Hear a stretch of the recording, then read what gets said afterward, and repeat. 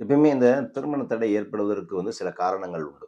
அதுல மிக முக்கியமா எடுத்தோம் அப்டின்னா, சில பேருடைய ஜாதகத்துக்கு பார்த்தீங்கன்னா, என்னதான் முயற்சி பண்ணாலும் திருமணம்ங்கிறது தடை, இல்ல நின்னு போறதுல தடை, இல்ல அங்கிருந்து ரிப்ளேயே வராது. இந்த மாரி பிரச்சனைகள்லாம் இருக்கும். இதுக்கு மிக முக்கிய காரணமா எடுத்து சொல்லப்படக்கூடியது 8ஆம் அதிபதியும், 5ஆம் அதிபதியும் மிக முக்கியமா ஒரு காரணமா சொல்லப்படக்கூடியது.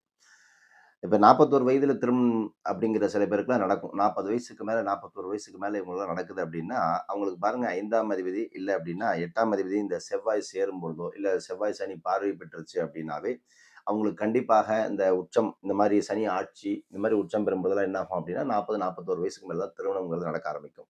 இதே 40 வயசுல யாருக்கு திருமணம் நடக்குது அப்படின்னு பார்க்கும்போது 7ஆம் அதிபதி 5ல் இருந்தோ, இல்ல 1ஆம் அதிபதி பார்த்தீங்கன்னா 2ஆம் அதிபதியும் 7ஆம் அதிபதி 5ல் இருந்தாலோ, இல்ல 1ஆம் அதிபதியும் 2ஆம் அதிபதியும் 6, 8, 12ல சேரும் பொழுது 40 வயதுக்கு மேல் திருமணம். இது உங்க ஜாதகத்த நீங்க செக் பண்ணும்போதே உங்களுக்கு தெரிஞ்சு போயிடும்.